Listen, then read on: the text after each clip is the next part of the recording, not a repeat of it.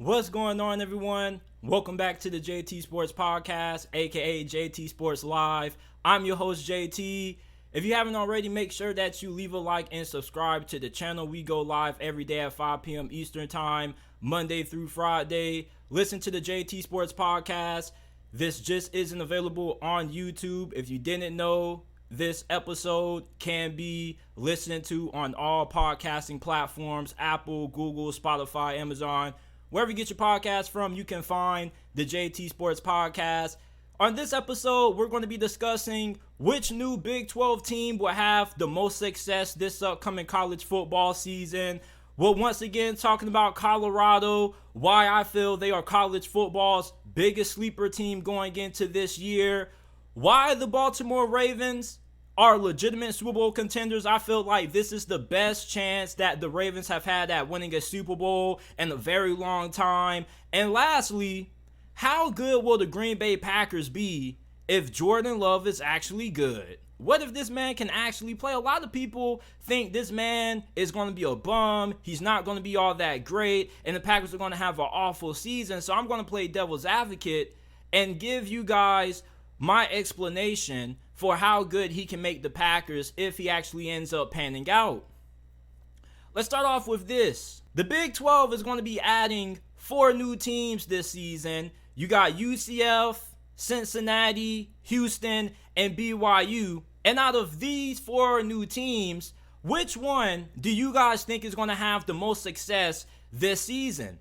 You look at UCF, I think that they probably are going to be my pick, simply for the fact that I think they have the most proven head coach that enters this conference, and Gus Malzahn. He had a good amount of success at Auburn. He had a pretty successful season last year at UCF. They went 9-5. Yeah, they lost in the AAC Championship game to Tulane, but for the most part, this team returns a lot of talent. They return 6 starters on offense, 6 on defense. That's 12 in total. They have John Rhys Plumlee at quarterback. He's one of the better dual threat QBs that we have in college football right now.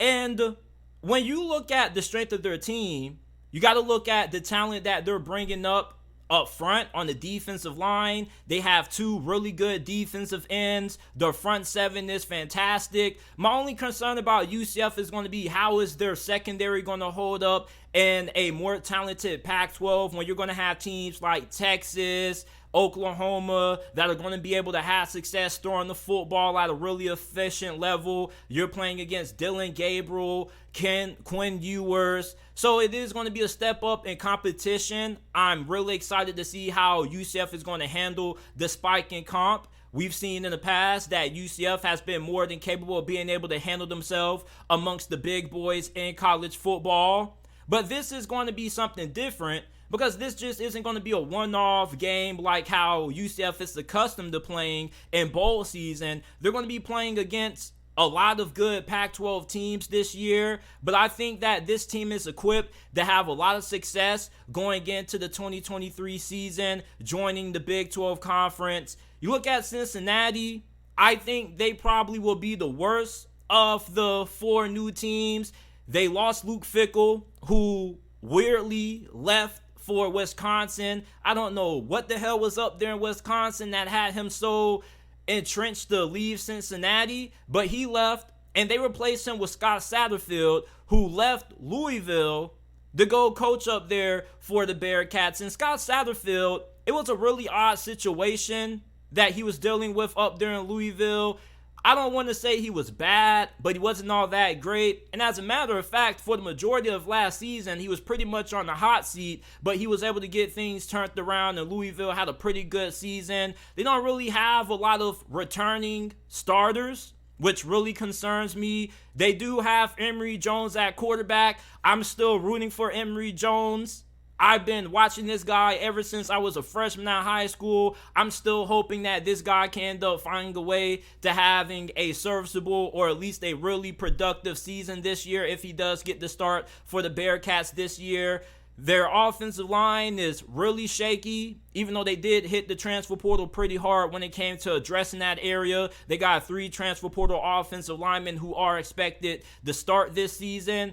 Their defense isn't really all that great, even though they do return more starters on defense than they do offense. But I think their secondary could be a major concern. And you're going into a Big 12 conference that's going to have some really good offenses, some pretty good quarterback play, and not just worry about how Cincinnati is going to perform on defense. And not just on defense, but when you look at their roster overall, they don't really have a lot of experience. It's a pretty inexperienced group that Scott Satterfield is going to have going into this season, and there isn't too much proven talent. So I think Cincinnati could be in for a really rough year.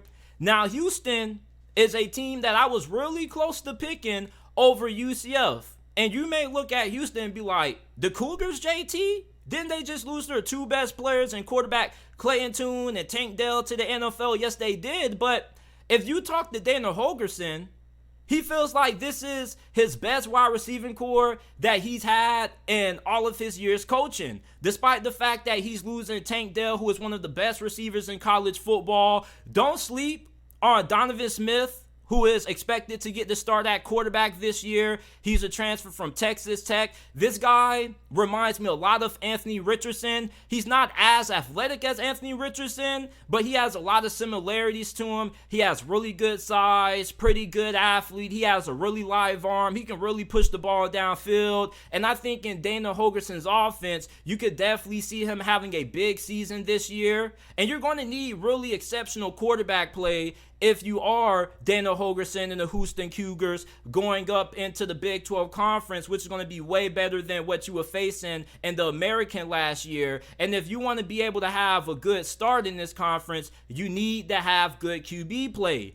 The offensive line is going to be pretty good. This is probably going to be the best offensive line out of the four teams that are new to this conference. They return a good amount of experience. They have some really good players at offensive tackle. Their running back room is solid, even though one of their key running backs ended up transferring out, and now he joins Coach Prime at Colorado. My biggest area of concern for Houston is the defense. I'm not expecting Houston to have any good defense at all this year. So if they want to end up making it to a bowl game, they're pretty much going to have to outscore every single body that they play in this conference, because defense is pretty much non-existent when it comes to this team. I don't really think it's going to improve all that much. And if it does, I don't really think it's going to be a dramatic improvement for them. And BYU, under head coach Kalani Sitake, they went 8-5 last year. Normally, this is a pretty consistent program, but going into this year, they're just in a little bit of a rut when it comes to their roster. They returned 7 starters on defense, but their defense was one of the worst in college football last year. They do bring in a new defensive coordinator in Jay Hill. Plus, he was able to bring in one of his best players from Weber State and cornerback Eddie Heckert, who was one of the better cornerbacks playing for him when he was the coach there. You do have Jaden Dunlap, who is a JUCO transfer, who I feel was pretty solid. Kalani Sitake talked about him. He felt like he was one of the more underrated JUCO cornerbacks. He thinks that both of these two guys are going to have a really big impact on this secondary this season. But this defense is a huge concern. They're losing their starting quarterback, Jaron Hall, to the NFL. They're going to be replacing him with Kendon Slovis. That's just the prime example of how ridiculous the transfer portal is. Kendon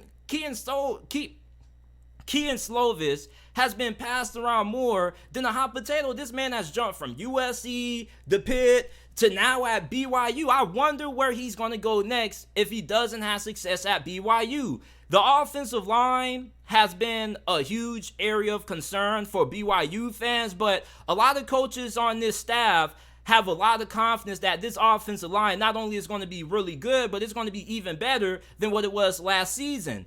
Their wide receiver core doesn't have too much depth. They do return 2 pretty good starters, but if one of those guys goes down, they're going to be in a lot of trouble. They get Aiden Robbins from the transfer portal. He's a UNLV transfer. He's your typical BYU kind of running back. He's big, really physical, hard to bring down. If you want to try to wrap this guy up high, he's going to run through you. He has a really high motor.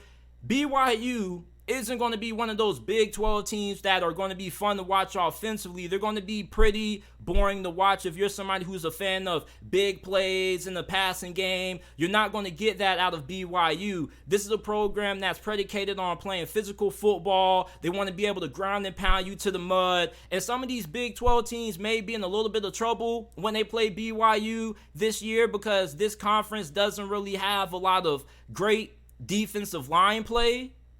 So for BYU, even though they may not be the most talented, they could end up being a little bit better than what some people expect them to be because of their style of play. And some of those Big 12 teams that they match up against this year, they may not be able to handle it. But I think that Gus Malzahn and the UCF Knights are going to have the most success out of all of the new Big 12 teams that are going into this conference. UCF has done a pretty good job utilizing the transfer portal. The recruiting has elevated a little bit under Gus Malzahn, and they do have a really good quarterback in John Rhys Plumlee, which is something that you definitely look at when you're trying to determine how successful a team's going to be, especially when they're making a jump from a G5 conference to a Power 5 conference. So I'm going with UCF to be the team that I think is going to have the most success in 2023. You know, I don't think Deion Sanders took the head coaching job at Colorado to just win 3 games, man.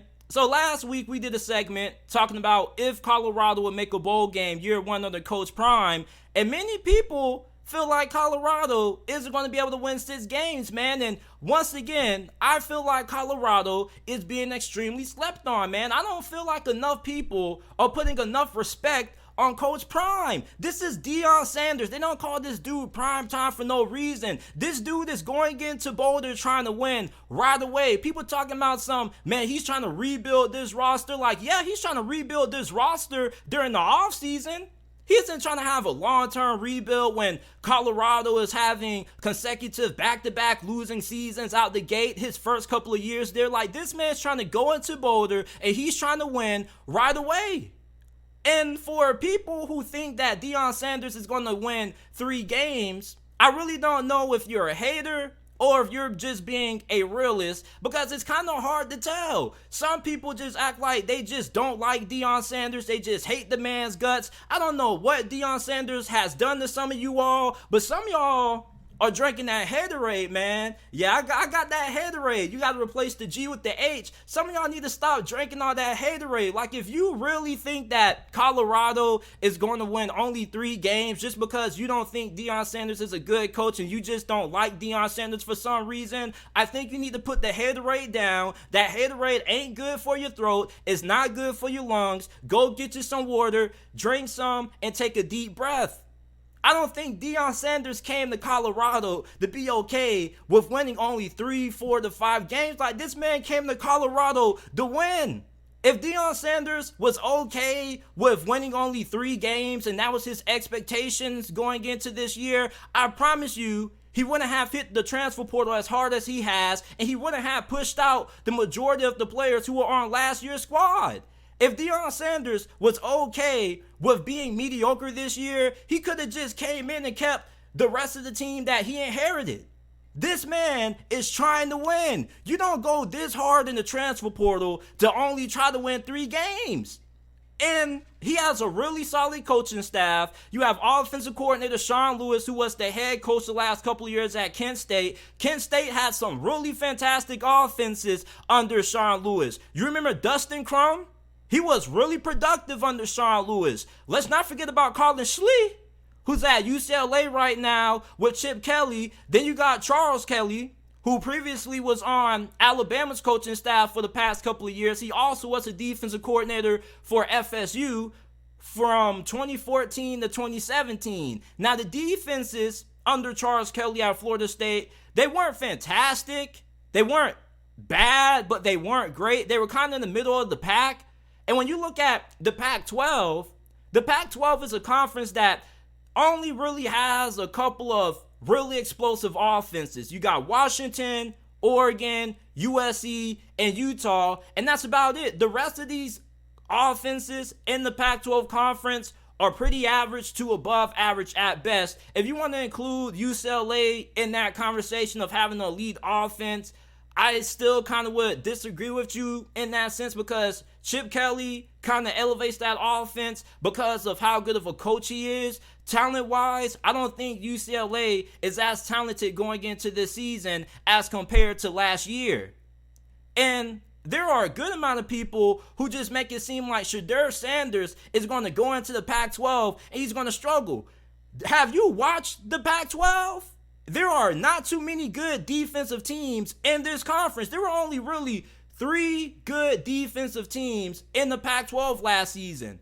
Utah, Oregon State, and Washington State. And Utah, for the most part, their defense wasn't really all that great when they played against some of the better offenses in this conference. So I don't expect Shedeur Sanders to struggle at all. This dude was balling at Jackson State. Well, JT, that's Jackson State. That's FCS football. This is Power 5 football. There are plenty of quarterbacks who have dominated at the FCS level, the JUCO level, and went to the Power 5 and still dominated. There's a quarterback in this conference right now who plays for Washington State named Cameron Ward, who played for Incarnate World. He balled out at Incarnate World, went to Washington State, and he was still a damn good quarterback. I don't think Shedeur Sanders is going to go to Colorado and just forget how the hell to play quarterback. And I don't think that Deion Sanders is going to put Shedeur in a situation for him to fail. Everywhere that Shedeur has went, that Deion Sanders has been along on the ride with them, he's had success. This dude, last season at Jackson State, completed 70% of his passes, 40 touchdowns to only 6 interceptions. You just don't complete 70% of passes just anywhere. It doesn't matter what level of competition you face. That's really difficult to do. Like, some of y'all are really hating on Colorado. If you were going to tell me that Shedeur Sanders is going to struggle because of the step up in competition, I really think you're a little bit biased against Deion Sanders or Shedeur Sanders. I think you may have something against them, man, because there have been plenty of quarterbacks who have played at a high level at FCS, JUCO, Division II, then transfer to a Division I Power 5 program and still ball out. Shedeur Sanders isn't going to go from being one of the best FCS quarterbacks to one of the worst Power 5 quarterbacks in college football just because of the step up in competition. And people act like Colorado has no talent at all. Their offensive line and their defensive line may be a little bit of a concern. But when it comes to this wide receiving core, this is one of the best units in the Pac-12. There are not too many Pac-12 teams that have a wide receiving core as talented as Colorado's. Travis Hunter, he's going to be playing both sides of the football, wide receiver and cornerback, similar to Adoree Jackson. He's probably a better wide receiver than he may be a cornerback in some people's eyes. You got Xavier Weaver. You got UCF transfers, Jim Horn Jr.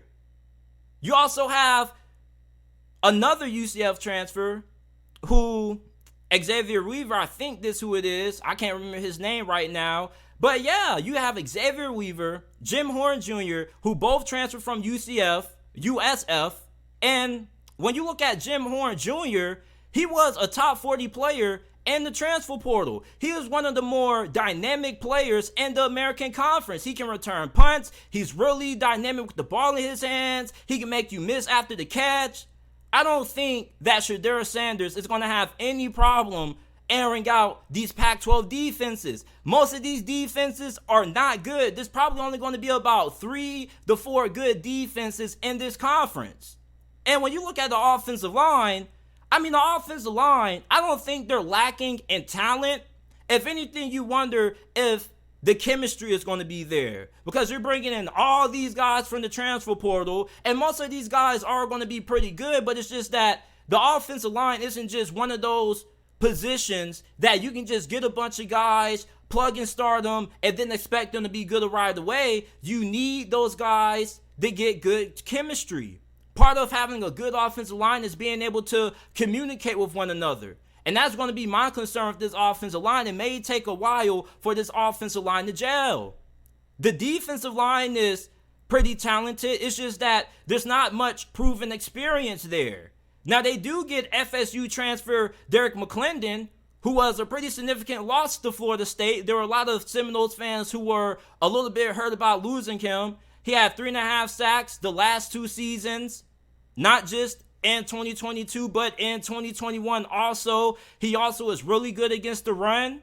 And then when you look at the secondary, I mean, you got Cormani McClain, who is the number 1 cornerback prospect coming out of this past year's recruiting cycle. We already know about what Travis Hunter does. Their safety position on the back end is going to be really good.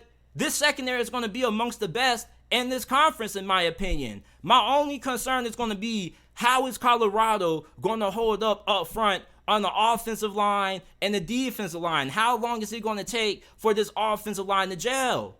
You look at running back, I mean, they had a really good freshman running back who was taken off in the spring game. You got Alton McCaskill, who transfers from Houston.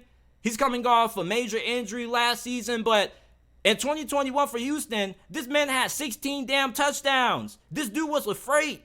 He was averaging over 5 yards per carry. And he's 6'1", 215 pounds. There are not too many Pac-12 teams who want to see this guy running head up.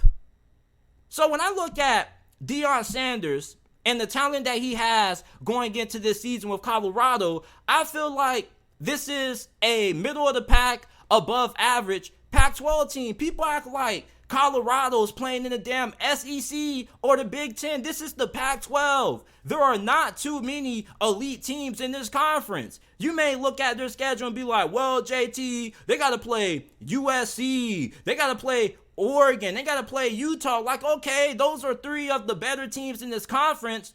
But outside of Washington, USC, Oregon State, and Oregon, the rest of this conference is pretty average to above average at best, which is why Colorado has a good chance at being able to not only win 6 games and making it to a bowl game, but potentially 7 or 8, depending on if everything goes right. Colorado, when you compare them to the average to slightly above average teams in this conference, I think they match up pretty well. You guys don't think they got a chance to beat Arizona, UCLA, Stanford? I mean, come on. And they played TCU for their first game of the regular season, but I think they have a very good chance at winning that game, even though it's on the road. You want to know why? Because the majority of upsets that take place happen during the first couple of weeks of the season. And if you watch the Pac-12 conference, you will know that a lot of these teams, although they may be super talented, they're really inconsistent, especially when you get into the late half of the season. There were tons of upsets in this conference. Hell, Utah upset USC in the freaking Pac-12 championship. Most people did not see that coming. The year before that, Utah smacked Oregon twice. People thought Oregon was going to go to the college football playoffs. You remember when they beat Ohio State and everybody had all this playoff hype about Oregon, and then they got smacked around by Utah not once but twice in domination? So people make it seem like the Pac-12 is just this juggernaut conference and Colorado is going to struggle. I don't think Colorado is going to struggle as much as many people think. Their offensive line may struggle a little bit early, but I expect this offensive line to eventually gel as they progress throughout this season. I think that Deion Sanders is a really good coach. This dude knows how to coach football. He knows how to get the best out of his players. You got to remember that Jackson State, according to 24/7 Sports Team Talent Composite Rankings, had the 68th most talented team in college football last year. That was a more talented roster than Kansas State, according to those metrics, and Kansas State won the Big 12 last season. I can get if you think that Colorado's going to struggle because you don't think that it's all going to come together. It may end up being a colossal failure, and maybe I do end up being wrong. But I trust Coach Prime. Coach Prime didn't come to Boulder to be okay with accepting 3 wins. You look at 3 wins as improvement. Colorado and Deion Sanders, he may look at that as a disappointment. He doesn't care about winning 2 more games than what they did last season. Deion Sanders cares about winning. He came to this program to change the culture. He came to establish a winning vibe around this city. This city and these fans of Colorado haven't had much to cheer for when it comes to Colorado football in the last 2 decades. They've only had one winning season in 18 years? So when I look at Deion Sanders, I just see a different look in his eyes. I see somebody who wants to win. I see fire. I see determination. I see somebody that's going to make sure that these players leave it all out on the field. I don't think that Colorado is going to go into this game or go into week 1 against TCU and just get blown out of the water. I think they got a very good chance to upset TCU. TCU loses a lot from last year's team. TCU has just as many questions as Colorado has. I mean, you're playing Nebraska. Let's not act like Nebraska wasn't one of the worst teams in college football last year. Yeah, they get better coaching than Matt Rule, but with Matt Rule, if you look at his track record, it hasn't always worked out for him year 1. Matt Rule is more of a long-term rebuild kind of guy. Now, although he does have the transfer portal at his disposal, he has brought in some pretty good, talented players out of the portal, such as quarterback Jeff Sims, who is expected to be the starting quarterback for them this year. There's no guarantee that Nebraska is going to be a tough matchup for Colorado. There's no guarantee that Nebraska is just going to be an automatic L for Colorado. Like, a lot of people are just assuming that Colorado's just going to struggle because of all these concerns that they have, when a lot of the teams that they're facing have just as many questions as Colorado. Let me know if I'm tripping, but I think I'm pretty accurate with that. TCU has a lot of questions, losing a lot of starters. They've hit the transfer portal pretty hard to replace what they lost to the NFL. Nebraska wasn't good. Nebraska hasn't really won too much during the past couple of years. So Matt Rule is also trying to change around the culture up there in the plains and them cornfields of Nebraska. Deion Sanders, man, is going to come in, and I'm trying to tell y'all boys, man, he's going to win. He ain't finna win no 3 games, no 3-5 games and be okay with that. Winning anything less than 6 games is going to be a disappointment in Deion Sanders' eyes. This dude has won everywhere he's been. And then there's people trying to discredit what he did at Jackson State. Well, JT, did he ever win anything big at Jackson State? He won the SWAC conference back-to-back years. If that's not enough for you, then I don't know what to tell you, fam. I really don't. Some of y'all really are not giving Colorado a fair chance. You need to look at Colorado's schedule and look at who they play. A lot of these teams are not juggernauts. They can beat Stanford. They can definitely beat Colorado State and Arizona State. They can definitely upset Oregon State, Washington State on the road late in the year. They may not be able to beat Utah because Utah is just a different animal. If you're not good up front, then Utah's going to bully you. I mean, they may not be able to beat Oregon or USC, but I do think they're going to be able to be competitive with those schools. I don't think that Deion Sanders is going to go into year 1 and just absolutely be okay with being a loser. This dude is a winner. He's won every single place he's been at, even as a player. This dude is old school. He's about the hard work. He's about the grind. He's about being the first one in, last man out.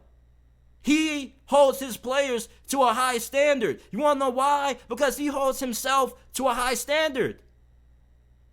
Coach Prime didn't take this job at Boulder for the long term. He took this job to turn around this program expeditiously, ASAP, as fast as possible. If Colorado wins only 3 games this season or less, I would be extremely disappointed and extremely surprised. And you may say, JT, you're being unrealistic right now. No, I'm not. This is from Coach Prime's words himself.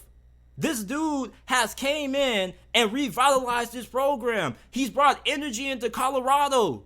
And it's going to pay off dividends when the season kicks off.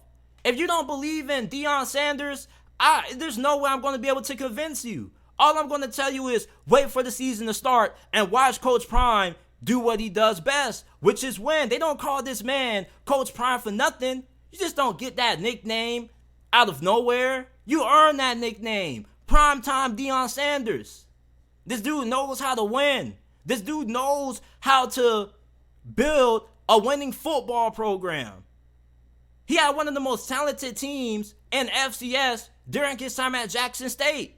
You don't bring together that kind of talent out of HBCU without getting players to be able to believe in your vision. These players believe in Coach Prime. And Coach Prime is going to believe in his players. He's going to get everything out of them. This dude is a motivator. You may not think of it. You may look at him as just an a-hole and just a pompous head coach. But these players really play hard for Deion. You could tell it during his time at Jackson State. They left it all on the field. Now, I don't know about the last game that Jackson State played when Coach Prime and Shedeur and all those Jackson State players were playing in their last game with Deion Sanders pretty much looking ahead to taking his Colorado job. But outside of that game, like, these players normally leave it all on the field. This is a really good team in terms of where they rank amongst the Pac-12.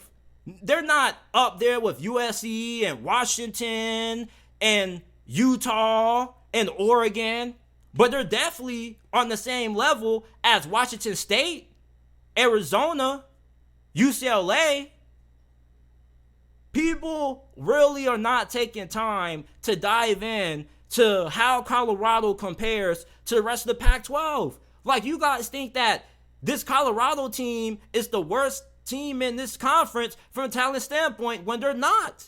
There are way more worse teams than Colorado in this conference. Stanford, they're going to be terrible. Cal, they're not going to be all that good. Arizona State with Kenny Dillingham, he's hit the transfer portal just as hard as Deion Sanders has, and they're not going to be all that good. They may only win 1-2 games. When you look at how Colorado ranks amongst the Pac-12 and some of the average teams or above average teams in this conference, they're just as good as those teams. I don't think it's going to be any way that Deion Sanders has anything less than at least 6 wins. And if I end up being wrong, I'm okay with being wrong about this. I'm willing to live and die on top of this hill that Colorado is going to be a really good football team this year. I think this is the biggest sleeper team in college football. If Colorado wins 6 games this year or more, Deion Sanders has to win Coach of the Year, because most of you guys think that this man isn't even going to be able to win more than 3 games. The expectation level is so low, it's kind of a little bit, surprising. I thought when Deion Sanders first took this job that everybody was going to be on board and everybody's going to be like, hell yeah, man. Like, they're going to win 6 games. He's going to turn around ASAP. But most of you people don't really think that Colorado is going to be all that good. Their out-of-conference schedule is really tough. But their in-conference, outside of USC and Oregon and Utah, the rest of their conference slate is pretty winnable, even when they have to play Oregon State. Colorado, when you look at the talent that they have compared to the rest of this conference, at least when you look at the average to the middle of the pack teams in the Pac-12, I think they match up pretty well. I think Shedeur is going to be one of the best QBs in the Pac-12, and I think that this Colorado team is being really slept on. Yeah, he had to overhaul the roster in an untraditional fashion, but when you look at the rest of the Pac-12, not most of these schools really recruit at a really high level. When you look at Washington State, they still lack a lot of playmakers at wide receiver. If Washington State had the wide receivers that Colorado has right now, they would be up there for being one of the favorites in this conference. They have a really good quarterback. Their defense is really good. They got a really good coaching staff. The only thing that really is holding them back is that they just don't have a lot of dynamic, explosive weapons on the outside for Cameron Ward. Colorado has that. And none of these Pac-12 schools, when you look at the ones that are expected to be in the middle of the pack, are really going to be able to dominate Colorado up front, even if Colorado's offensive line isn't all that great. The middle of the pack teams that they play, like Arizona, UCLA, are not going to be able to take advantage of that because they're not all that good up front on the defensive line themselves. I think Colorado is being really slept on by a lot of college football fans, but it's okay. You want to know why? Because Coach Prime, he's going to wake y'all up. The Baltimore Ravens, I keep arguing with a lot of my friends, telling people that the Baltimore Ravens are going to be legit Super Bowl contenders. And everybody keeps going on with these same overblown narratives that, man, JT, you know that the Ravens always fold when it matters the most. This is the most talented team that the Baltimore Ravens have had in a very long time. I was listening to Coach Harbaugh doing an interview with Chuck Pagano on the 33rd team. He's really excited about this year's team. They got a really good offensive line. They got Lamar Jackson re-signed. They got Lamar some weapons at receiver, Zay Flowers, OBJ. You got Mark Andrews. You got Rashad Bateman. This is a really good offense, especially when you add in the fact that they have Todd Monken at offensive coordinator. Todd Monken is really going to unlock Lamar Jackson. Like, a lot of you guys, when you judge rosters, you look at it from a casual standpoint. You just look at the depth chart and you're like, oh, they have him, they have him, they have him. But you never take time to look at the coaching. The coaching is one of the most underlooked things that many people don't take time to research when it comes to figuring out how good a team's going to be. A lot of teams that make it to the Super Bowl oftentimes have their coaching staffs rated. Look at Philadelphia. They lost both their offensive coordinator and defensive coordinator, who are both head coaches. Todd Monken is a damn good offensive coordinator. I was going back with one person in the comment section last week who was saying, man, Todd Monken, he was good at Georgia, but he wasn't good in the NFL when he was the OC for the Cleveland Browns. Listen, bruh. Todd Monken never called plays when he was the OC for the Browns. Freddie Kitchens did. He was stubborn. That's why the Browns ultimately were not good and Freddie Kitchens got fired after 1 year. When Todd Monken called plays for the one season that he was actually legitimately the play caller in Tampa, Tampa Bay had the #1 passing attack in the NFL with Ryan Fitzpatrick and Jameis Winston. I'm trying to tell y'all boys, man, like, this isn't really an opinion. This is kind of factual. Todd Monken is going to elevate this passing game. I'm telling y'all, it's going to happen. I'm not really saying that my opinion is facts, but if you look at Todd Monken's rap sheet, this dude knows how to elevate offenses. He knows how to elevate quarterbacks. This dude led Georgia to 2 back-to-back national titles calling plays with the walk-on QB. Do you not know how hard that is to do? How many offensive coordinators in college football are able to have that level of success with the walk-on quarterback? Not too many. This dude is a really gifted play caller. Coach Harbaugh said when he was interviewing Todd Monken, he was absolutely blown away with his vision on offense and what he wanted to implement. And another thing that really impressed Coach Harbaugh about Todd Monken is the fact that his offense wasn't really based and predicated on one thing. This dude knows how to adapt.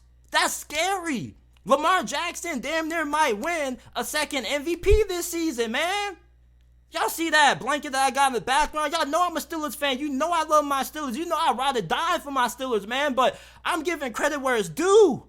I really think that the AFC is going to come down to either the Bengals or the Baltimore Ravens this season. It's going to be Kansas City in the AFC Championship, and then you're either going to have the Bengals or the Baltimore Ravens in that game.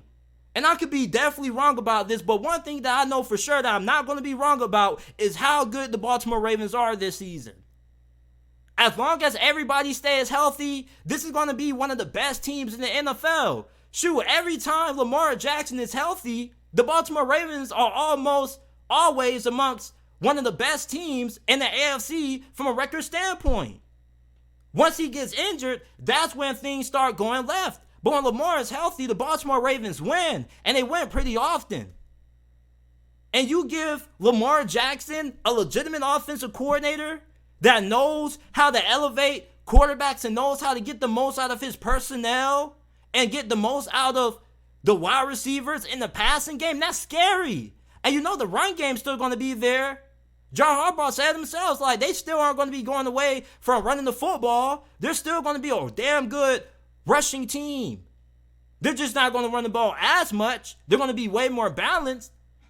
But the Baltimore Ravens are legit Super Bowl contenders. And let's not just get stuck on the offense. Did y'all not forget that did y'all not remember that this was a top 10 defense last year? And Mike Macdonald's first year as a defensive coordinator for this team? They struggled a little bit out the gate, but they got better as the season progressed. Man, I'm getting too excited right now, man. Like, I got spit coming out my mouth and everything, but this team had a top 10 defense last year.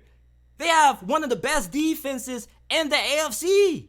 This is one of the most complete teams in this conference. And it really annoys me that some of y'all trying to downplay Baltimore because of what they done in the past. Stop tripping on the past. I don't care if Lamar Jackson folded against the Buffalo Bills. I don't care if the Ravens got upset by the Tennessee Titans the year he won MVP. That was how many years ago? It's 2023 the last time I checked. A couple of years ago, I didn't have dreads.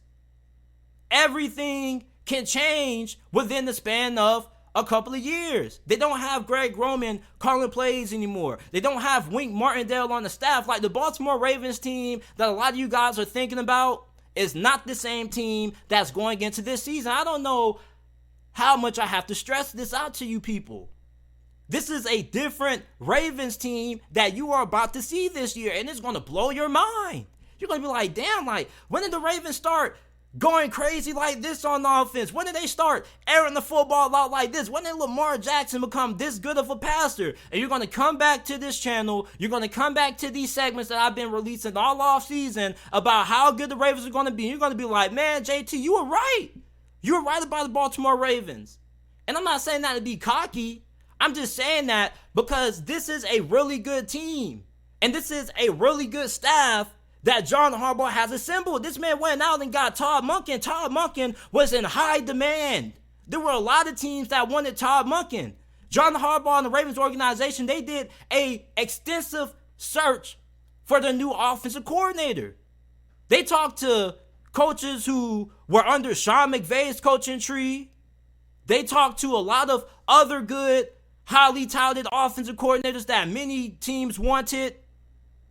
Todd Monken is going to elevate this offense to the point that it may end up being a top 5 offense in the NFL this season. This defense is still going to be an elite defense. The Ravens have normally always had a really good defense as long as they didn't have too many injuries holding them back.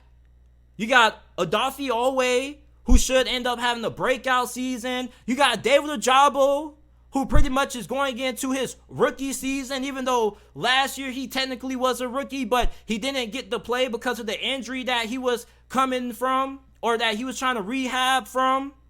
So now you got more help at the pass rush position. You got a really good linebacker unit, and Roquan Smith, Patrick Queen is now starting to come around. You got Rocky Sin, Marlon Humphrey at cornerback, Marcus Williams and Kyle Hamilton are one of the best safety tandems in the NFL. This Ravens team is legit Super Bowl contender this year, man. I'm trying to tell y'all boys, stop sleeping on this Ravens squad. Why do y'all keep being so stubborn with me on this, man? Why do y'all keep talking about history? Stop talking about history, man, and talk about what's in front of you right now. What's in front of you right now? There's no way that you can't look at this team and not tell me that this isn't a Super Bowl caliber roster. Please tell me this isn't a Super Bowl caliber team. I want you to. I want you to. And I promise to God, I will argue your point down. We can get on the phone right now. We can have the live call-in show going, and I can end up debating y'all and telling y'all why this is a Super Bowl caliber roster. This is one of the most complete teams in the NFL. As long as everybody stays healthy, the Baltimore Ravens should be in the Super Bowl conversation. I don't know why y'all keep doubting Lamar Jackson. This brother wins. Every time he's on the field, he wins. He may not do it consistently in the playoffs, but he only has played in a handful of playoff games. I'm trying to tell y'all, man. Y'all better stop sleeping on the Ravens. These boys coming for real. Big trust.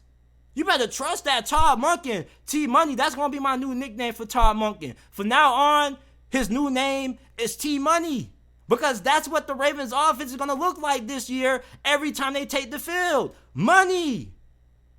This is a damn good team.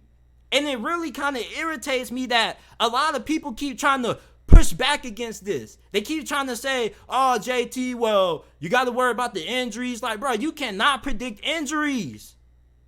OBJ didn't play at all last season. He had all last year to get healthy and rehab. I'm getting tired of y'all trying to use injuries as an excuse to downplay teams. You cannot predict injuries. You got to quit. You got to look at teams for what they can be with the guys that they actually have on the field. And even if OBJ gets injured, they still got Zay Flowers. They still got Mark Andrews. They still got Rashad Bateman. They still have plenty of weapons that can kill you. Hell, I almost forgot about Isaiah Likely. Come on, man. J.K. Dobbins, the Gus Edwards. You know, I had a homie of mine that tried to tell me that Gus Edwards wasn't an impact player. I said, bro, you crazy? Gus Edwards averages over 5 yards per carry. That's how I know some of y'all don't be watching the Ravens for real, man. Since when was a running back that averaged over 5 yards per carry not an impact player? Man, y'all gotta chill, man. Y'all got me sweating in this mug. Y'all really don't think the Baltimore Ravens are legit Super Bowl contenders, man? And y'all know I love me some Joe Burrow. Y'all know I'm effed up about Joe Burrow. For real. One thing about Joe Burrow, every time you get to the playoffs and the game is on the line, he comes through. Same thing with that defense and that coaching staff. But that's the thing. Cincinnati has a really good coaching staff. Their 2 coordinators were interviewed for head coaching jobs.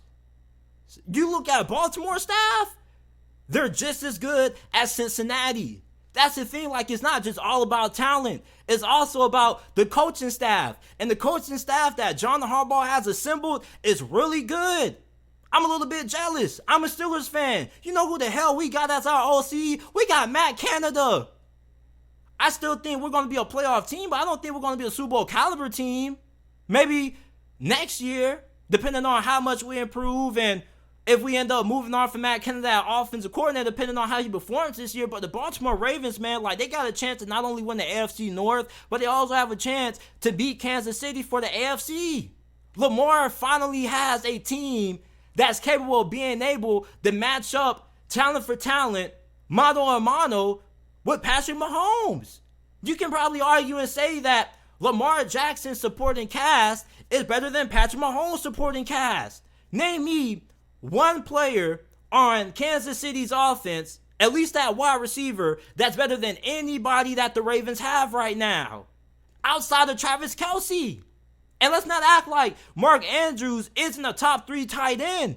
He's an elite tight end in his own right. He ain't on Travis Kelce's level, but he's up there.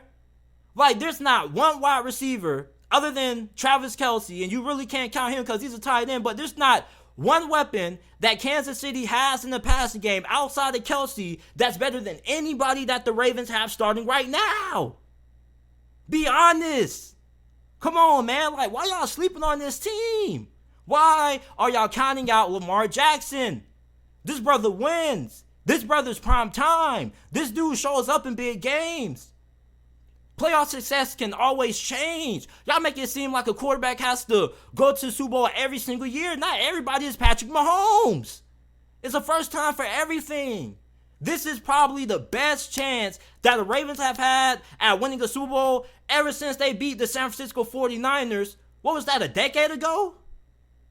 Come on, man. Like, why y'all keep pushing back on the Ravens? I don't understand it. I don't understand why I get so much pushback when it comes to how good the Baltimore Ravens are. This team is not overrated.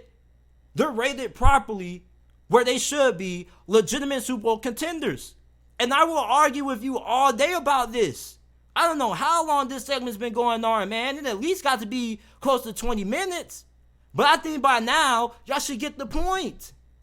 This team is way too talented for you to not have them in the Super Bowl conversation. They're one of the best teams in the AFC. You talking about a team that has the talent to go on the road and beat Patrick Mahomes and Arrowhead? The Ravens have that. They have a good defense. They're going to have a really good pass rush that can get Patrick Mahomes off the field. The AFC, I believe, is going to come down to the Chiefs, the Bengals, the Ravens, or either the Jets. I think a lot of y'all are really overlooking the Baltimore Ravens, man. The Ravens are legitimate Super Bowl contenders this year.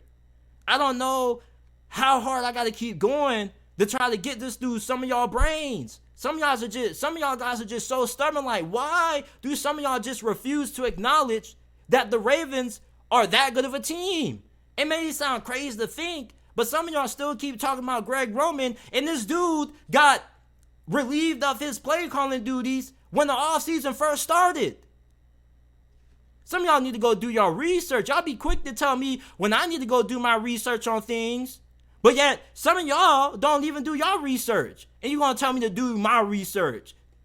Some of y'all need to go do your research, man. Homework assignment. Go look at Baltimore's coaching staff and go look at what they acquired this offseason.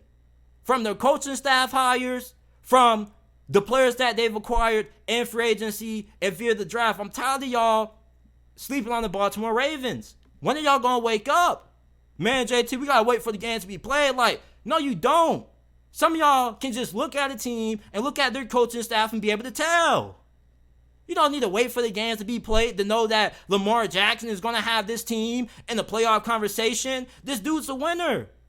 He wins the majority of the games that he starts in. He doesn't lose all too often. The only time the Baltimore Ravens season starts to go downhill is when he gets injured.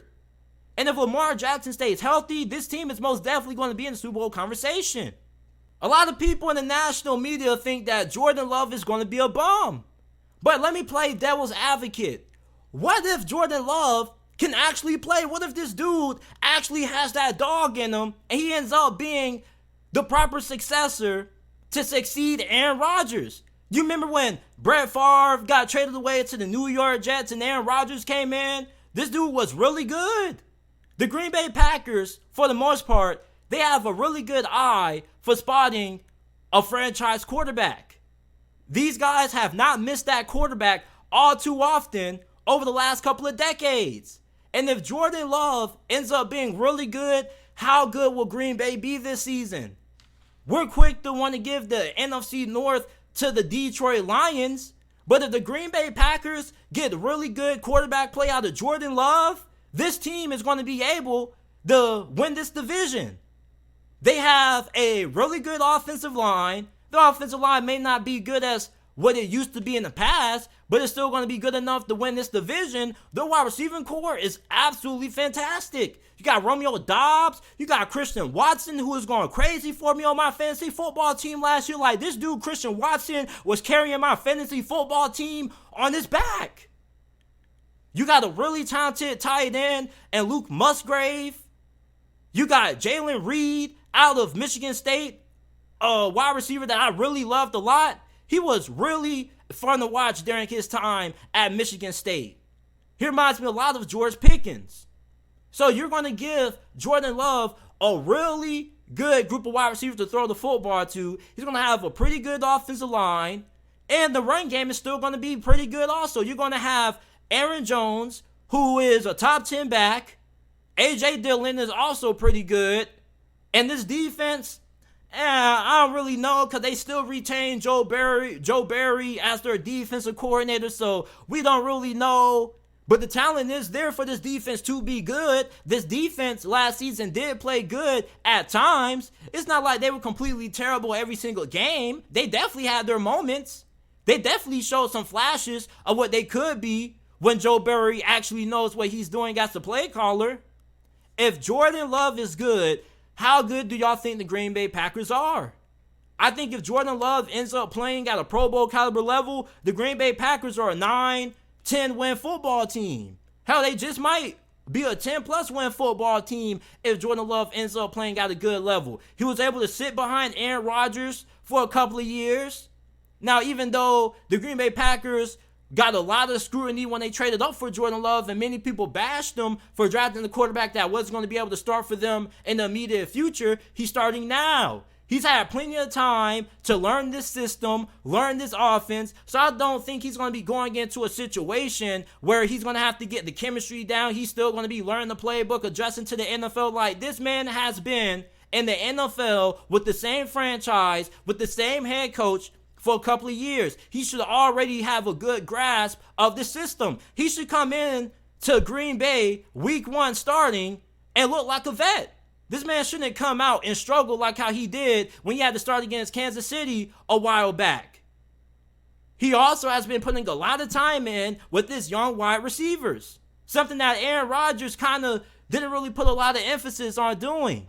Aaron Rodgers didn't really take the time to build that camaraderie, that chemistry, that timing with these young wideouts last year. Now, give it, they did go through a good amount of injuries.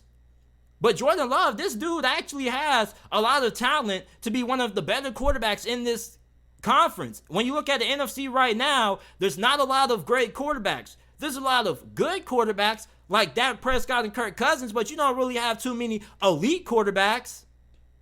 I mean, if Geno Smith can ball out with the Seattle Seahawks, Jordan Love can most definitely ball out with the Green Bay Packers. People have like the Green Bay Packers just have a terrible situation around Jordan Love. I understand that people have their reservations about Coach LaFleur because this guy did have the benefit of coaching Aaron Rodgers, the guy who won the MVP twice under LaFleur being the head coach. But I don't think this dude is a novice. Mike McCarthy, his last season, he didn't do anything with Aaron Rodgers. The Green Bay Packers, when they had Mike McCarthy as their head coach and Aaron Rodgers as their QB, oftentimes went to the playoffs and disappointed. You look at Jordan Love with Coach LaFleur, I think they could end up being something special. Jordan Love has a really strong arm. He's a pretty good athlete. Now, he's not somebody that's going to overwhelm you with his mobility, but he can extend plays. With him being able to sit behind Aaron Rodgers for so many years, there's no reason why this guy should come in and just be a bum or a scrub like how many people are making him out to be. Like, give this man a chance. If Jordan Love is good, this is a playoff team without a doubt, even if this defense isn't good under Joe Barry. The Chicago Bears aren't going to be all that great. The Detroit Lions are going to be up there. We don't know about the Minnesota Vikings. Yeah, they do get Brian Flores as their defensive coordinator, and that will help them, but I don't think their defense is going to go from what it was last year to being a top 5, top 10 defense. I think at best, the Minnesota can have a top 13 defense. And you got to remember that Minnesota was one of the luckiest teams in NFL history. There's a strong chance that they can come out this year and look really flat. If Jordan Love is good, I expect for the Green Bay Packers to be competing with the Detroit Lions in Minnesota for the NFC North.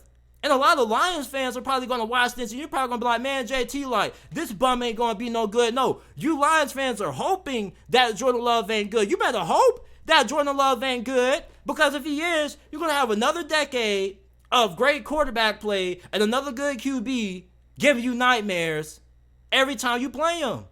I see why Lions fans were so ready for Aaron Rodgers to get traded for the New York Jets. The New York Jets were the only people who were celebrating when they got Aaron Rodgers. New York Jets fans were really happy to get A-Rod, but Detroit Lions fans were really happy to get A-Rod out of the division because they think that Jordan Love is going to be a bum. And that's why I'm here to play devil's advocate, because if he's not, if you're a Lions fan or a Vikings fan or a Bears fan, you're going to be really upset, because if Green Bay ends up actually striking gold with Jordan Love, they're going to still end up terrorizing this division for the next decade. And Jordan Love, he does have some game. He has a really good arm. I do think that he is a pretty good athlete. He's not a burner. He's not a blazer or anything like that. But if you give him some green grass, he can make you pay. There's a reason why Green Bay traded back into the first round to select this man. And even though we can make fun of Green Bay for how they go about just disregarding drafting elite playmakers in the first round, they do a pretty good job when it comes to finding good players in the draft. I can't recall too many players that Green Bay has drafted that haven't worked out. Of course, every franchise has their fair share of misses. But for the Green Bay Packers, though, with Jordan Love, I think there's a good possibility that this man can actually be a pretty good QB. He knows the system. He should come into week 1 this year and look like a seasoned veteran. It's not like this guy's in his first or second year into the NFL. He's learning a new playbook with an entirely different coaching staff. This is the same coaching staff that has been with him mostly since he first got drafted. He's been studying this playbook, learning this offense for the last couple of years, so he should know all the checkdowns, all the calls, all the protections. There shouldn't be too much that Jordan Love should have to learn outside of getting timing down with his teammates. If Jordan Love is good, the Green Bay Packers are going to be competing for the NFC North this year with the Detroit Lions. I know you Detroit Lions fans are hoping that the opposite happens. And there definitely is a strong possibility that Jordan Love could stink and he might not be good. But if this guy is good, Green Bay is going to be a legitimate contender in this division. And when it comes to them potentially being a Super Bowl contender, I think that probably won't come for the next 2-3 years. But I do think if Jordan Love ends up panning out, they could end up being even better than what they were Aaron Rodgers. Because Aaron Rodgers, you know, there was certain things about his personality that kind of hindered Green Bay. And Green Bay didn't really do a good job of surrounding Aaron Rodgers with the necessary weapons needed to compete for a Super Bowl. They already have a really good group of wide receivers: Romeo Doubs, Christian Watson, Jalen Reed. So, I mean, they already have enough playmakers to be able to be a threat in this division and in this conference for the foreseeable future. So you don't really have to worry about them saying, oh, man, we need more help at wide receiver. That's already been addressed. They got 3 pretty good ones. They got Luke Musgrave at tight end out of Oregon State. This dude was really good. He does have an issue with drops at times, but he's a pretty solid tight end. And they got a pretty good offensive line. I don't think it's a top 10 offensive line. I think it's an average to slightly above average offensive line if everybody's able to stay healthy. And this defense, like I said, with Joe Barry returning as a DC, I don't really know what the hell it's going to do. But I think there are going to be some games where this defense actually does show up and they have some pretty good performances. They just might not be all that consistent.